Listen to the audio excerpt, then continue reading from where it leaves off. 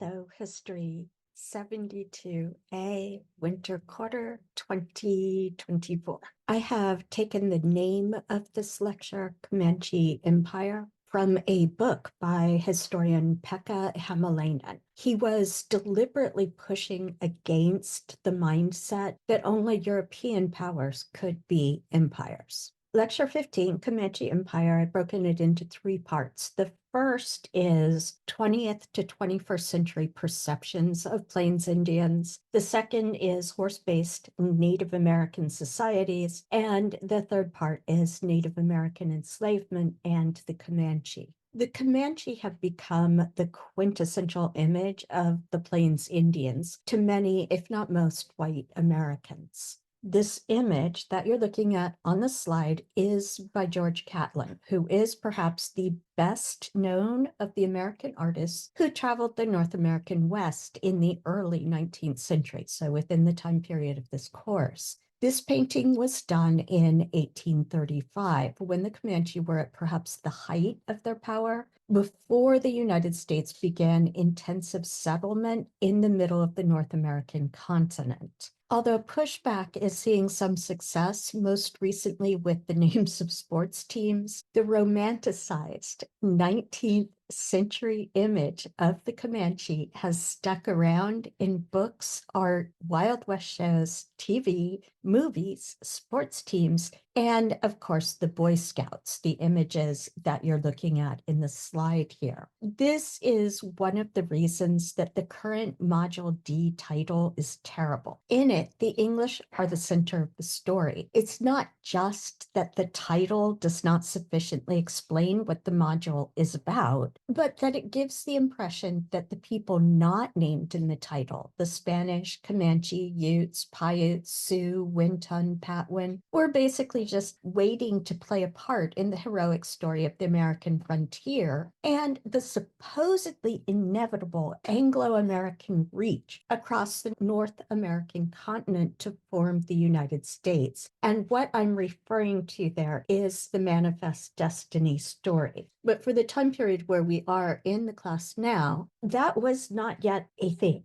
This sort of white American-centric history is one of the reasons that I have banned you all from using the word traditional. One of them. We looked at one earlier with the idea of family and gender. I haven't looked at a Boy Scout manual in many years, but the last one I saw said quite a bit about traditional Indian behavior. I hope that as soon as you heard that, you thought, wait, which Native Americans? And are we talking about a tradition dating back 10 centuries, 1 century, when combined with Indian as opposed to, say, family or gender? The word traditional gives the sense of a cohesive single group, which you already know or should know is way off of historical reality. Something like traditional Native American crafts or the Comanche traditionally hunted bison on the Great Plains makes it seem as if not only were Indians essentially the same across space, but also through time, a noble, unchanging people living in harmony with the land and conveniently melting away before the inevitable advance of, in quotes, civilization.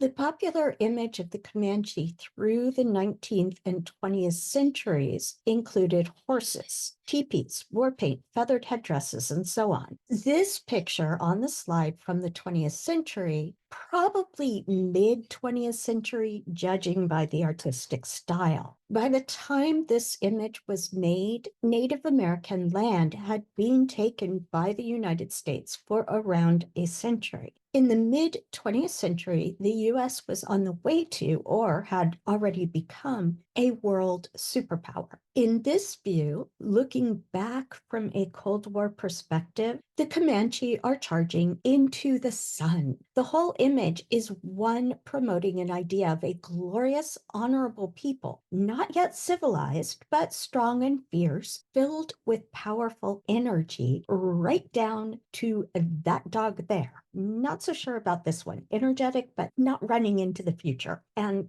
This one looks a little downcast, but anyway, the whole image is one celebrating a warlike charge. In this image, the Comanche are a noble group that honed the frontier spirit and the self-sufficient qualities of the idealized white American character. From this perspective, the Comanche are something well in the past, regardless of the actual Comanche people still living in the US. Moving back from the 20th century to the 19th, this is another one of Catlin's pictures painted in the 1830s. This was before the United States had succeeded in actually claiming the land that the Comanches controlled. Here, both Comanche and bison are shown fading away into the distance in the background. In other words, going away, leaving, making room for white American settlers. You will be thoroughly unsurprised, I hope, to learn that both of the images I just showed, like maps, tell us a great deal about the era in which they were made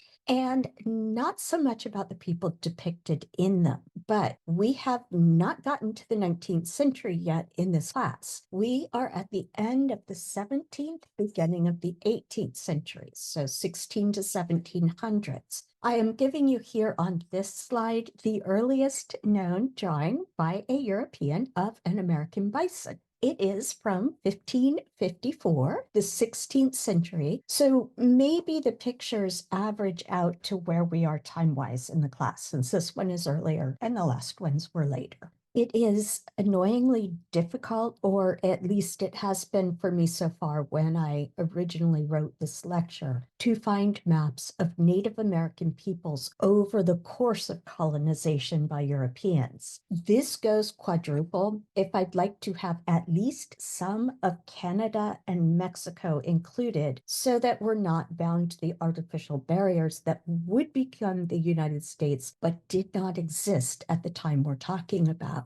I can find maps from the 19th century as the US took over more land, and I can find some maps for individual states. And I can find maps of Native American peoples at the time of the events in this lecture that look like this one, which is not particularly helpful for us in this lecture, as we want to look at this area here. And as far as this map is concerned, there were no Native Americans in regions already colonized by Europeans. Spanish, French, and English claims are not separated by European country. They just don't appear to have any Native Americans distinct enough in the mind of the map maker to be worth including. The Library of Congress has some good maps that you can download and zoom in on. So if you need maps of things that are not readily available, try the Library of Congress. Just be prepared to spend some time searching. In an earlier lecture, we looked at the Pueblo down here in light brown. I want to draw your attention to the mauve color surrounding that Pueblo area. You might, or might not, I didn't stress it, remember that an Athapascan speaking group moved into the Pueblo region just before the Spanish. That is the mauve part here. We've also looked at the Hudson Valley and Great Lakes area down here, the Chesapeake around here, and the New England colonies around here. And you have read, or possibly read, depending on which readings you've done, about this region on the Gulf of Mexico. And if you came to some of the live lectures that Dante did, you've also heard about the New Orleans, Louisiana Delta here. We have been working our way around some, but today we are going back to the region around the Pueblos. If we zoom in on the larger region around the Pueblos, there is a change between these language areas. On the left is the late 17th century, the late 1600s, and on the right, the early 18th century, or the 1700s. You might note, once you take into account the different colors of the two maps and the fact that I couldn't get the scale exactly the same, that the distribution of language groups has changed. If you cannot see it, don't worry, we will focus in more. To get you oriented, this is the Pueblo region, a bit of an island down here. The Shoshone are in green on the left-hand map. The middle of that region, the Shoshone region, has shifted before the 18th century map so that the blue now surrounds the Pueblo region to a greater extent. And there is something else going on in this region here, stretching from the Pueblos to the Gulf of Mexico. This is the end of the 17th century, the 1600s, so that left-hand map that I just showed you. The Pueblo region is here, surrounded on three sides, sort of, by the Mauve Athabascan group here. The Gulf of Mexico is in the lower right, and you can see the Caddo here. The pale green Shoshone extend from off the map to the northwest here, south, not quite to the Gulf of Mexico. There are more changes occurring for similar reasons all over the map of North America that I have shown you. But we are going to take small bits to work on, reminding you before the next slide. Pueblos, Athabascan, Shoshone, Caddo. This is the Pueblo region in the early 18th century. It is surrounded by Nadine speakers. The paler pink region to the northeast speak languages of the Algonquin language group. The Shoshone, as a large cohesive group, are not dominant in this area now. And the Caddo have been squeezed into the eastern lemon yellow. This bit south of the pink and west of the lemon yellow is now labeled Comanche, although it may still be difficult to see. So one more zoom in to the region between the Pueblos and the northwest quarter of the map and the Gulf Coast in the southeast quarter. The tip of the Pueblo region is in the northwest corner, and the little bit of Gulf Coast down here, I've covered it with the other map, but it is along the southern border of the Caddo and dark green here. Pale green, Shoshone, no large connected Shoshone group. Large Comanche area here, no Comanche area here at all. There have been some major shifts in a relatively short space of time between this map and this one. And the Comanche, the quintessential timeless Plains and Indian of white American frontier mythology, showed up in this region in that short period of time. Before we go on to talk about the Comanche, the Shoshone moved out of the region. Most of them headed into the northern plains, but the group that became the Comanche split off and went south. That's why both of these regions are the same kind of mauvish color, darker mauvish, but no longer the same group of people. This is the same region. We're moving out again. So Comanche here, Pueblo here, Caddo down here in the lemon yellow. The Comanche, as we envision them now and as they conceived of themselves from this point in time here, at least to the 19th century, far from being timeless, came into being in a short space of time at the very beginning of the 18th century, the 1700s. I am not telling you all of this to diss white American frontier mythology, not entirely, at least, although I admit that is part of it. Movement of peoples around, accompanied by a certain amount of fighting, was a feature of North Americans before the Europeans showed up. The Europeans became a part of and influenced the nature of these shifts. We know that descendants of English speakers and Spanish speakers would have claimed this region well before 2024, but that was not inevitable. The particular now around us currently came about through a dizzying number of group and individual decisions combined with straight up random events, some larger, some tiny, in what for us is the past. And here is one of my historian quotes. Moving beyond conventional top-down narratives that depict Indians as bit players in imperial struggles or tragic victims of colonial expansion, today's, and this was written in 2008, so that would be the today of the quote, today's scholarship portrays them, Native Americans, as full-fledged historical actors who played a formative role in the making of early America. How much we as scholars have actually achieved the second half of this quote can be debated, but historians have been trying to view Native Americans in a way that does not lean on the bit players, think about my bad Module D title, or the tragic victims narratives. Recently-ish, historians have been focusing on what has been called agency among subaltern or colonized people as part of this effort to move beyond the bit players, tragic victims binary. Agency, when used well in scholarship, basically means these people acted like people act. This includes disagreements, internal contradictions, acting rationally or irrationally according to their own standards at different times, and acting rationally or irrationally according to our standards now. I'm putting this as text on a slide of its own. You will recognize this as basically another way of saying that historians need to check into their own context as much as possible. You know this difference here. Acting rationally or irrationally according to their own standards at different times does not equal acting rationally or irrationally according to our standards at different times. But figuring people out when their actions and decisions seem irrational is difficult because people do at times behave irrationally within the parameters of their own worldview. I know that I'm beating a dead horse on this,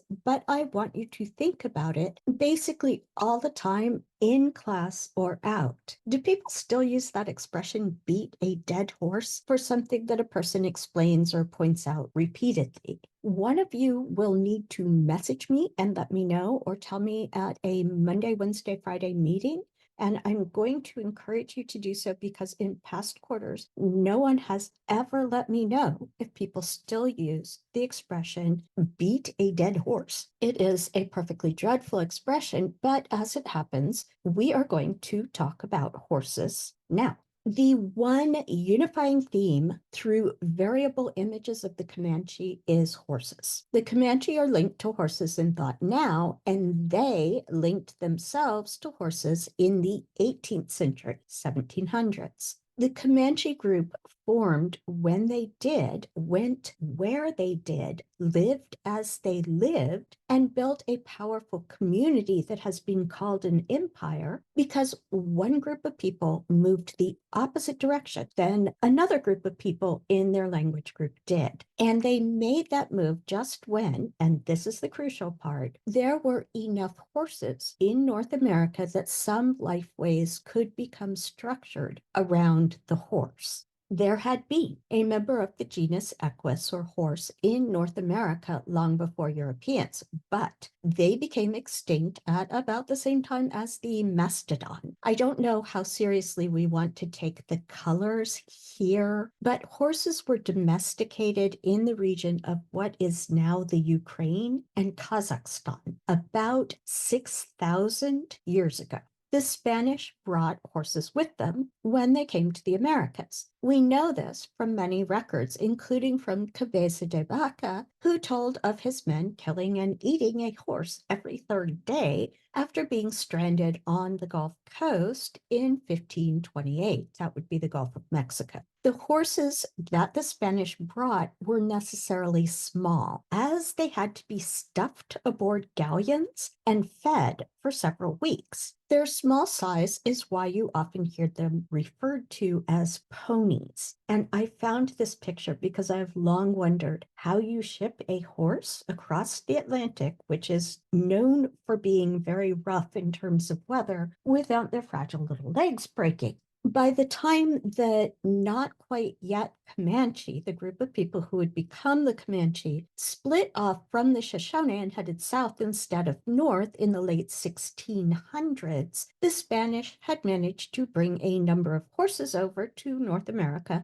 without eating them all. You may remember the Pueblo Revolt of 1680. When the Spanish were chased out of the Pueblo region, they left large numbers of horses behind. The Pueblo, who already had a thriving trade system with surrounding Native American groups, added live horses to their stock and trade. Horses had reached the Shoshone by 1690. There's some evidence that the group that became the Comanche headed south to have better access to Spanish ponies. It is likely that part of the reason that the Shoshone made a big move at the close of the 17th century was because they could. Never mind the advantages horses gave in bison hunting and battles. Being nomadic in the prairie environment and moving around by walking was one thing, even if you had dogs. Being nomadic and moving around in a prairie environment with horses was quite another thing. The Shoshone were not the only Native Americans to adopt horses into their lifeway, and particularly in the wide expanses of middle and southwest North America, the horse had a monumental effect on ability to move, hunt, and wage war. This map is from later in the 18th century, once the Comanche had moved and established the light gray region, Comancheria, the name circled in blue on the key. The Comanche moved from the northwest upper left corner here to end up in the light gray region. They had to pass around or through regions claimed by other Native American groups. Utes in green, Navajo in red, Pueblos, purple arrow, you can see Taos there, and Apache in orange. That's not all, but those are the ones that I will point out. The Comanche established an alliance with the Utes that would last until the mid-19th century. The Utes were another horse people by the 18th century. The name Comanche is apparently derived from the Ute word Cumansi, meaning newcomers. The Comanche first appeared in written records of the Spanish in 1706, so 18th century, very beginning, when the people of Taos, Pueblo, at the tip of the Purple Arrow, sent word to the Spanish governor in Santa Fe that they feared an attack by the Utes and their new allies, the Comanche. That attack did not happen, but I do want to draw your attention here to the darker gray regions identified as the Comanche raiding zone. The Comanche formed as a horse people from the start. They were nomadic bison hunters, along with hunting jackrabbits and gathering nuts, roots, and berries, although that doesn't quite fit the romantic image of the white frontier. But the Comanche, along with the Utes, also practiced a raid and trade economy, which was pretty much what it sounds like. At the height of their power, the Comanche forced both the Spanish and the French to sign treaties beneficial to the Comanche. They raided neighboring Native American groups, including the Navajo, Apache, and the Great Basin Indians, whom you will hear about more in the next lecture. The Comanche also raided the sparse Spanish settlements of New Mexico. Taos Pueblo, by that time, hosted massive trade markets in the autumn that took place under temporary truces. The Comanche and the Utes traded robes, meat, and Native American slaves for maize, horses, pottery, and cotton blankets. Your reading for this week focuses on the enslavement of Native Americans in the region we're looking at. The chapters situate this in the larger context of Native American enslavement, as well as official policy coming from Spain. We are going to return to the Comanche involvement in the capture and trade of other Native Americans. But first, we are going to look at the Comanche themselves. Again, the raiders, traders, and hunters, actually on horseback, included only a subset of Comanche society. The Comanche developed a strict age and gender-based division of labor. The horse was the absolute center of Comanche society. The Comanche could not be limited to only horses taken in raids. They pastured and herded groups of horses that increased through reproduction. This meant that a significant part of Comanche labor was centered on caring for horses. Adult headmen of extended families made strategic decisions on camp movements and grazing areas. Teenage boys did the daily herding and care of horses. Women ran multi-lodge households, and enslaved people performed tasks such as tanning hides, which is what you see down here in the image. Women, girls, and the enslaved brought in hunted animals. If you ever wondered how the hunters killed something and then what they did with the animal to get it back to camp, it was women, girls, and enslaved who brought the animals back to the camp and prepared the meat, as well as making clothing and weapons for men. I'm going to condense a long process into a short telling. Initially, enslaved people, particularly women and children, were captured in battle and used to fill gaps in Comanche society caused by violent death and disease. The image that you have here shows many people gathered closely together. This would not have been the case in all seasons, particularly early on in Comanche formation. As the Comanche gained wealth through a combination of pastoral horse raising, raiding, and trading, the populations of Comanche grew, as did their need for people to perform menial or drudge labor. Over the course of the 18th and 19th centuries, people enslaved by the Comanche, most often women and children, shifted from community member replacements to saleable goods or chattel, and then to a labor force for the Comanche themselves. At its height, Comancheria included literally thousands of enslaved people. Unlike English colonists, the Comanche never resorted to heritable slavery, but they did increase raids on neighboring people. These changes in the contours of Native American slavery were neither abrupt nor complete. They represent an overarching trend that unfolded over a century. Resendez pointed out, 12th PDF page of D3, left side near the bottom, that the Spanish government's campaign to end Native American slavery met with mixed success, but that one effect was discouraging Spanish raiders and traders. This effect did not end the purchase of enslaved Native Americans, including by the Spanish, but did put more of the capture, movement to market, and sale of enslaved people into the hands of Native Americans. The Comanche were not the only group that took captives to enslave. They shared one feature of pretty much all large-scale Native American enslavers, and that was horses. Not all Native American societies in the Plains and Great Basin region acquired horses. You might consider what effect the capture and enslavement, primarily of women and children, would have on non-horse societies, and we will be coming back to that.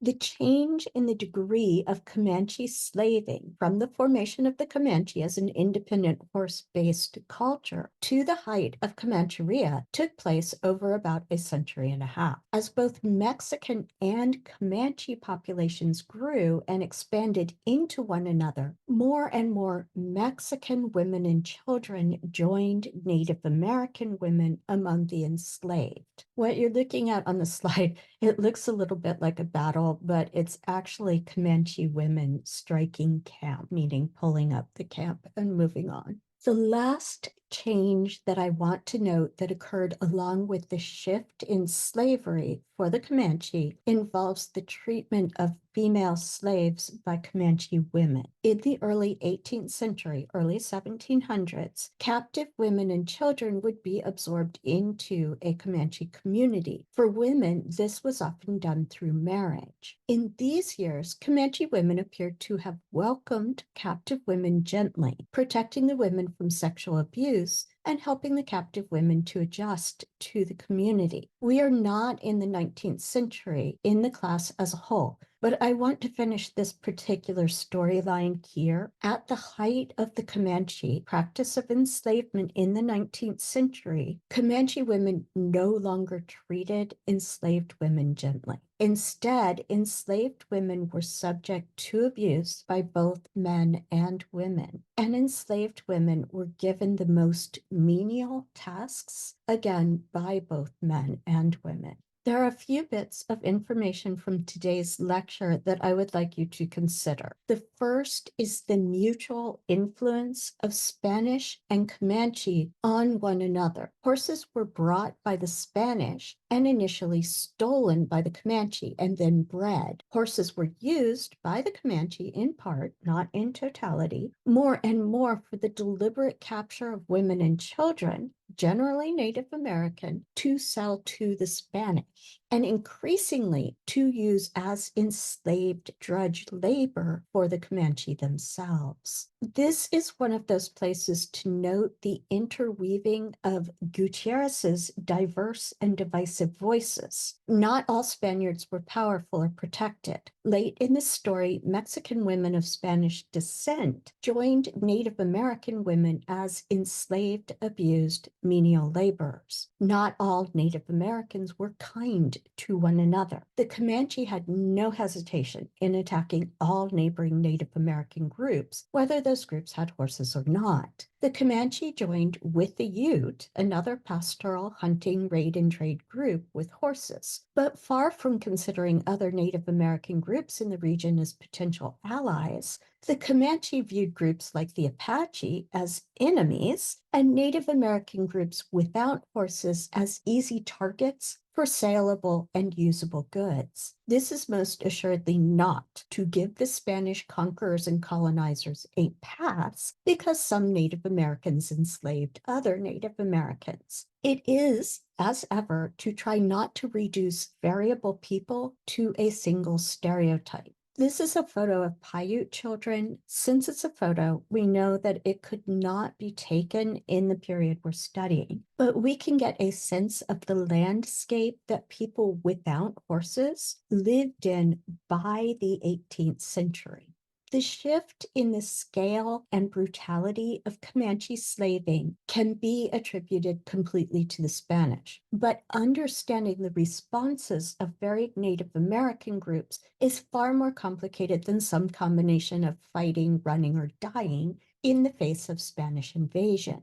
This complexity is particularly important on matters of gendered labor and hierarchies. Historical analysis is not just a matter of finding a happy medium for Native Americans between bit players in white American triumph narratives and tragic victims of Europeans in general. If we want to pursue history and not just throw our hands up in frustration and despair, which I admit is sometimes tempting, we have to at least keep in mind that any individual or group, while adjusting to their own shifting context, is simultaneously active in changing everyone else's historical context in varying ways. Key points for Lecture 15. The influence on other groups around one group is not a back and forth in sequence. It is all happening all at once. Native American and European groups affected one another before colonization, during colonization, and in the midst of land grabs by the future, relative to our time period in the class now, United States. Nothing in history is inevitable. If we believe that people in the past made decisions because, for example, they hadn't realized something yet, didn't know something yet, or any related phrase like they were ahead of their time, we imply that a certain something will inevitably happen. If we interpret history in terms of somethings that haven't happened yet, for example, feminism for a particular group, for example, the Puritans, then we must also accept that every choice or action that we take now is also inevitable. People do not always behave rationally or appropriately, even by their own standards, in their own historical context. The mythology of the timeless Plains Indian on a horse is just that, mythology. fiction. Far from being timeless, historians can date Plains horse cultures back to the 1690s. A corollary to the last point, we know when horses arrived in North America, makes it possible to see how drastically the development of Native American horse cultures on the plains affected the histories that began to happen for everyone around. All Native American groups were affected, whether they adopted horses or not.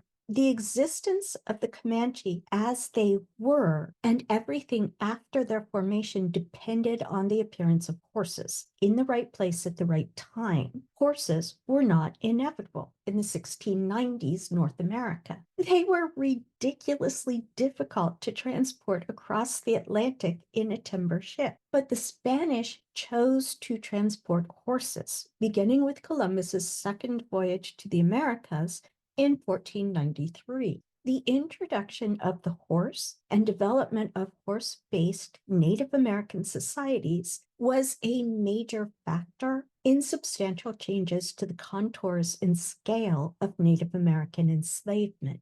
The enslaved Native Americans, preferentially taken by horse-based raiders, were women and children. Gender was profoundly affected in all groups, but some of the most far-reaching effects differed between horse and non-horse societies. The children of enslaved Native Americans were not automatically enslaved, no heritable chattel slavery. However, the illegitimate children of an enslaved Native American woman and a Spanish man faced low status and limited life choices. There were many sexual relationships that did not look like happy Costa couples and children.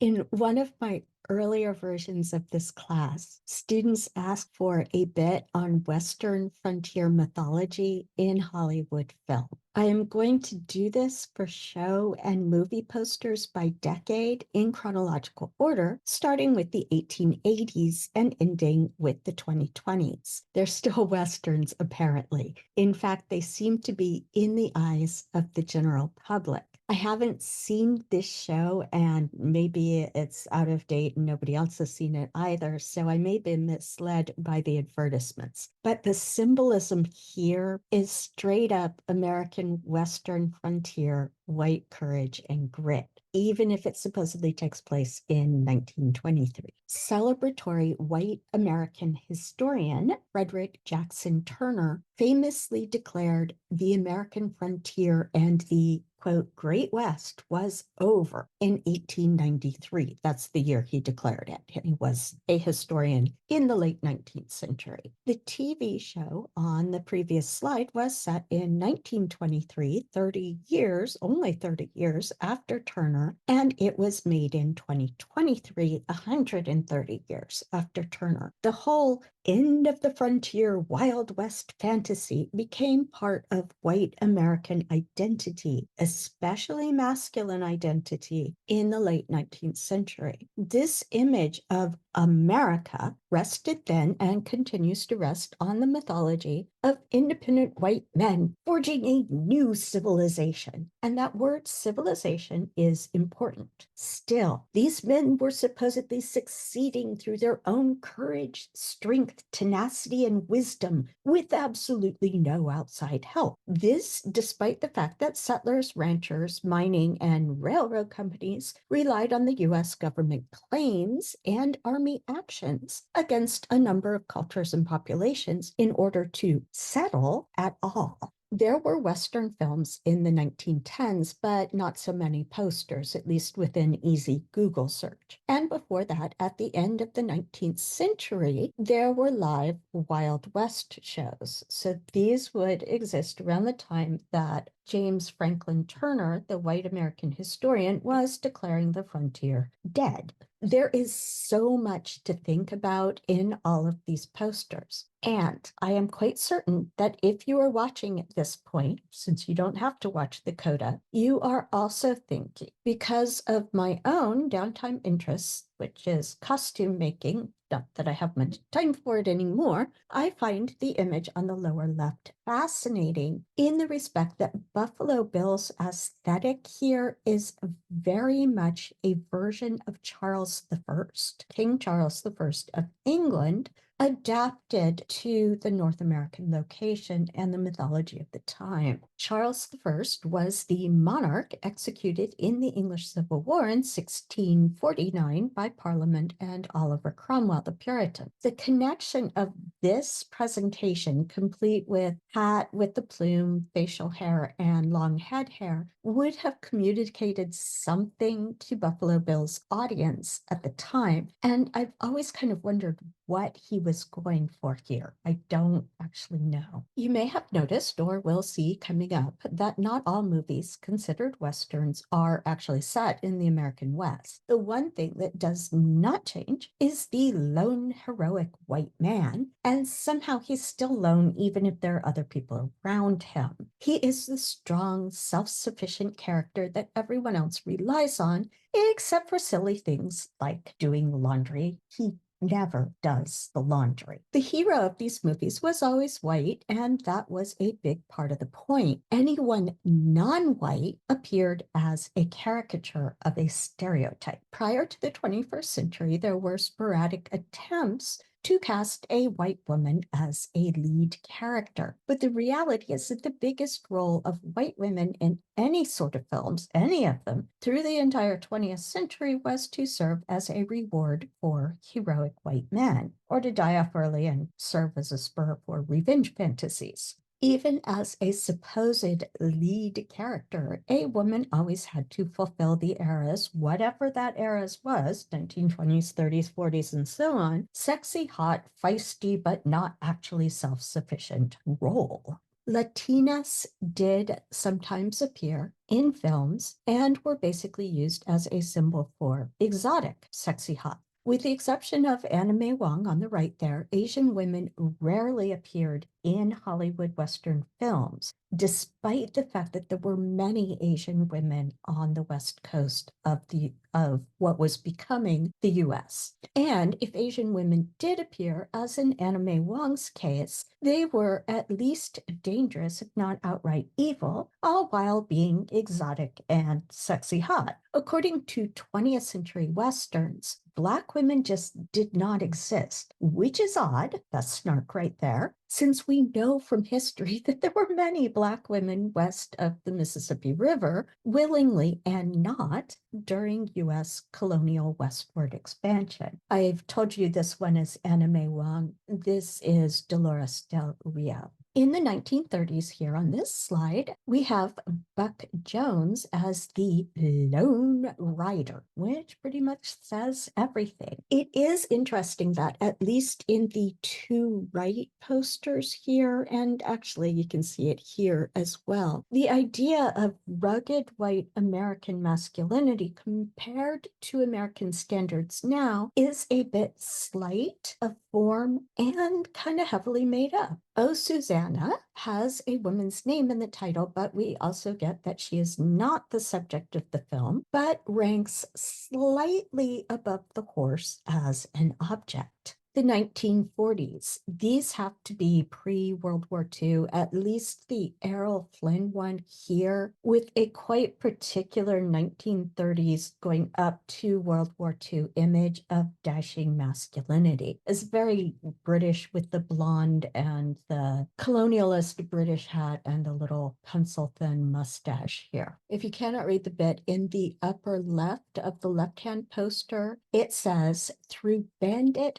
bullets and Indian arrows, the Pony Express rides." For the record, the Pony Express was a mail, M-A-I-L, not M-A-L-E, although you might wonder from the poster. Anyway, a mail delivery service that lasted the big 5 months, from April 1860 to October 1861, before being swiftly replaced by the telegraph. The 1950s here on this slide, there were tons of Westerns made in the 1950s. 1950s. The national mood of 1950s US was celebratory, coming out of the victory in World War II, and anxious but belligerent in the early years of the Cold War, and a détente of mutually assured nuclear destruction with the Soviet Union. The Joan Crawford film is given a male name and basically relies on the plot device of rescuing the feisty white woman in trousers just in the nick of time by the titular man. Shane is based on a short book. I had to read the book in K-12, and actually the biggest difficulty was not in the reading, which was informative, if not in the ways meant. Rather, it was in having to analyze the book as if I took it and its message at face value, meaning lone heroic white man and the disappearance of the American frontier.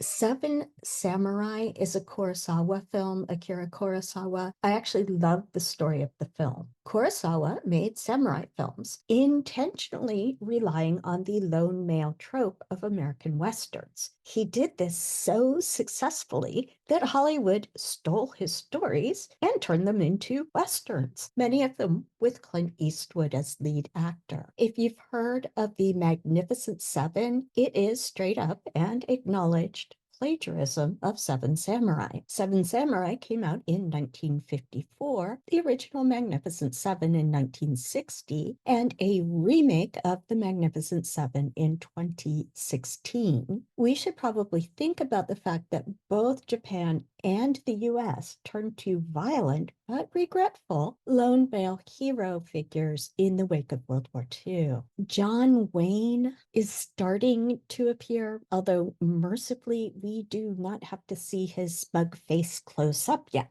Gary Cooper was really big in the 1950s, but has dropped out of popular memory. He was cast in roles that were significantly less misogynist than those of John Wayne. The last thing that I will draw your attention to on this 1950s slide is the title of the movie on the top left here, Top Gun. The plot is exactly what you would expect. The strong but tormented white male lead character is the best gunfighter in the West and is called upon to heroically save the poor put upon settlers. Just a quick return to reality. The U.S. Army was the group that tended to kill off both bandits and Native Americans in favor of white settlers. These were not lone heroes, despite the mythology of Custer and Jackson. The Americans who actually fought were ordinary white and some segregated Black kids of the time, farm boys who went and hated other people on demand and killed those folks on demand. The popularity of Westerns continued into the 1960s.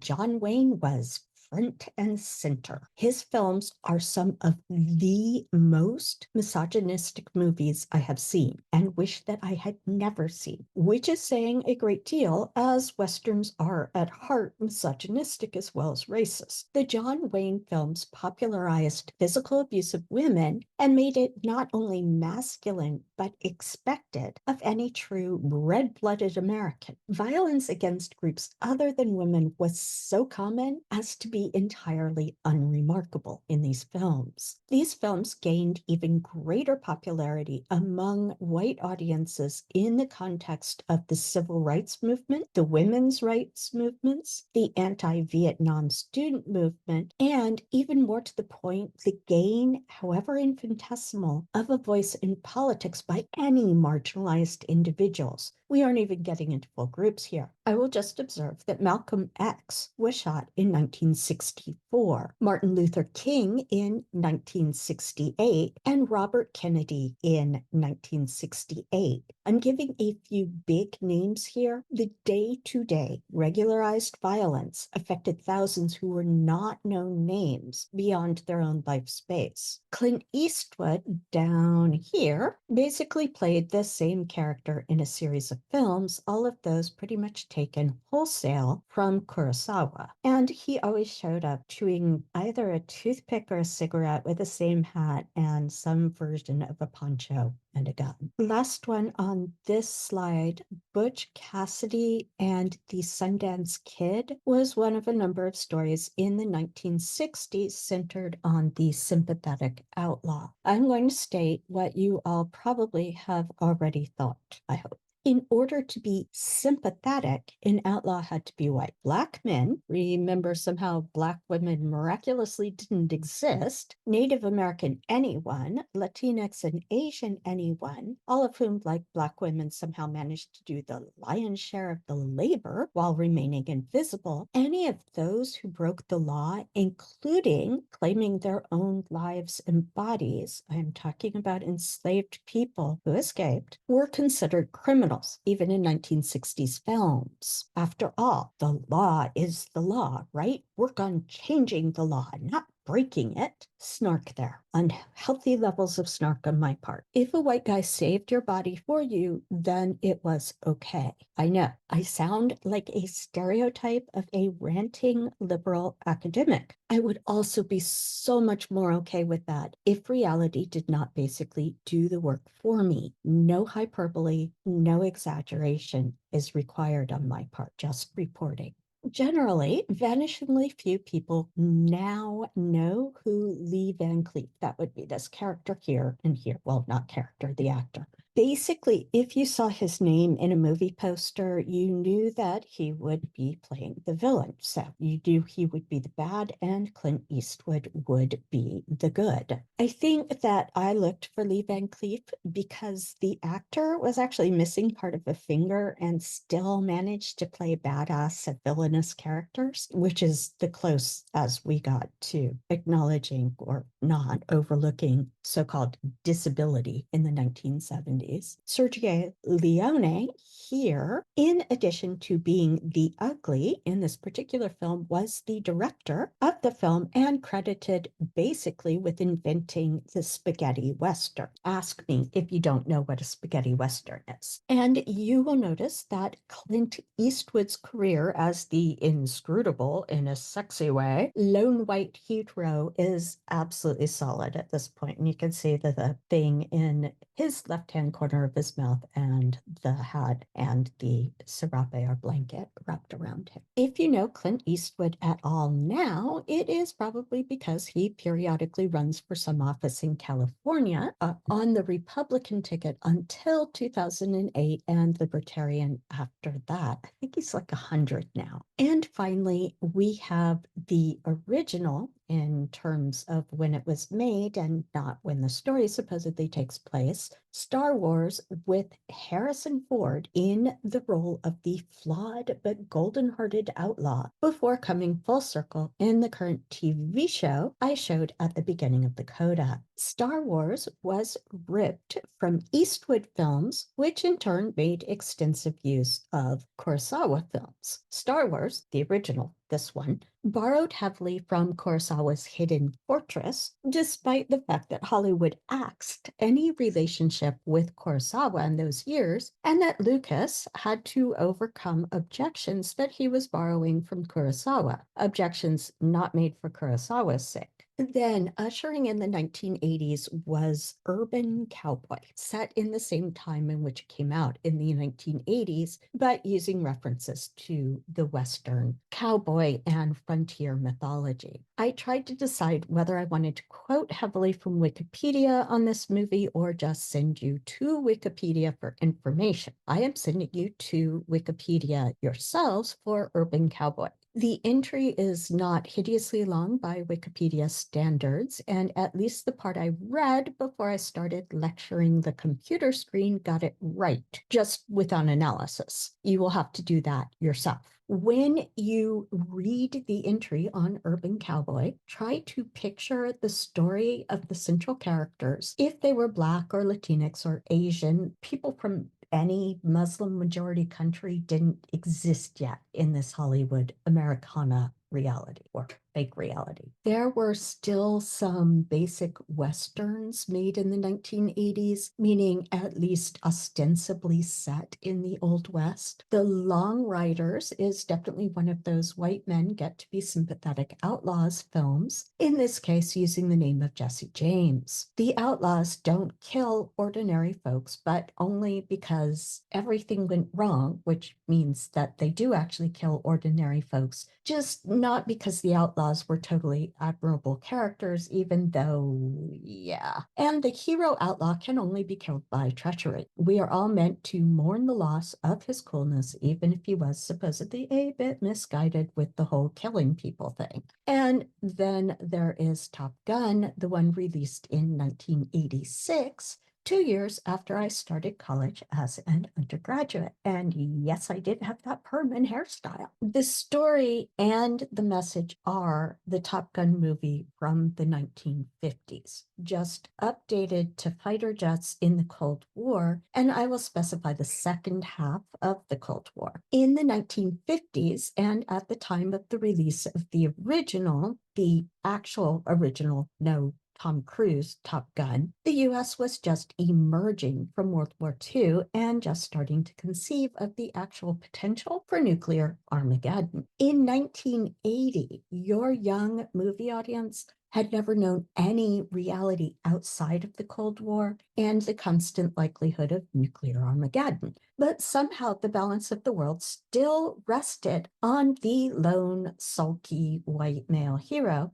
because we all know that flipping off some poor Soviet kid in another jet that costs as much as feeding a small town for a year or 6 is totally manly. And manliness is essential to white American nationalist pride. Again, I know perfectly well that I am a character of the white liberal professor who overstates. And once again, I say that I wish I were overstating and ranting over the top instead of just describing reality as it was. I will point out that in every case, the female support character, you can just barely see her down here and back here and here. That's the same one. I've enlarged this one and here, that support character was hailed as progressive and breaking new ground in women's position in society at the time the film came out. I know that I felt super empowerfulized by this photo of the white female lead in the 1980s in the upper right. On the other hand, at least I existed, sort of, as a white woman, as opposed to anyone else who was older or not white.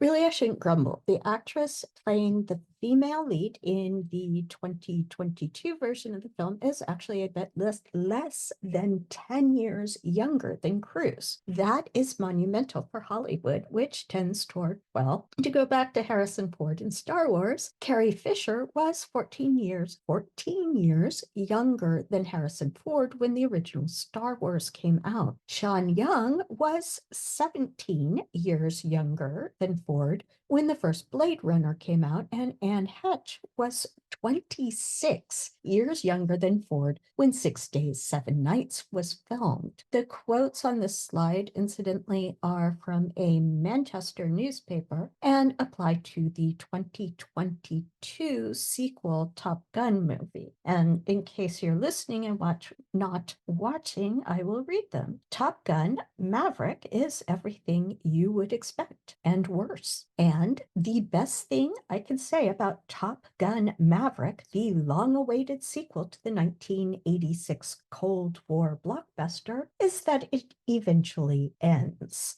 This is the 1990s on this slide, and I have to admit that I did not see many movies in the 90s, nor have I since. The ads for Dances with Wolves suggested yet another white male savior story. Tombstone, I don't even remember the ads. And Unforgiven, I did actually see, and I hated it so much that I try not to think of it ever. The only thing that I really remember about it is that it doubled down on the message that violence is forgivable and reasonable if it is done by men at their own discretion, but that violence for the sake of a woman at the request of women is bound to be evil and unreasonable. And you will notice that Clint Eastwood is still around in Westerns here. These are the 2000s, and I put aughts to let you know that I am not including the 2010s or the 2020s here on this slide. We'll get to them. I know that the movie on the right got a lot of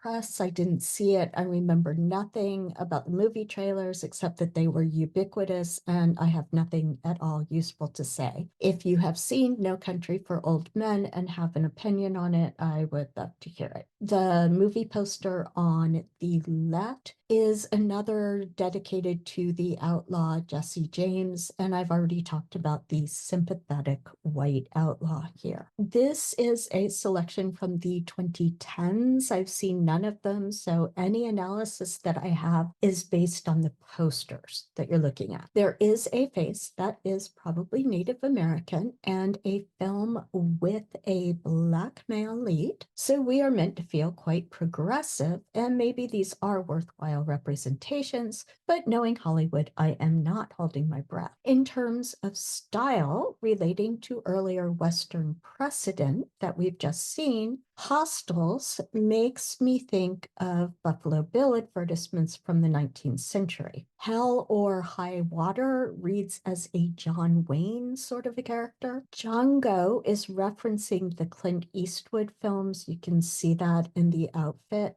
The reference is deliberate and self-aware, so maybe it was successful. Again, I don't know.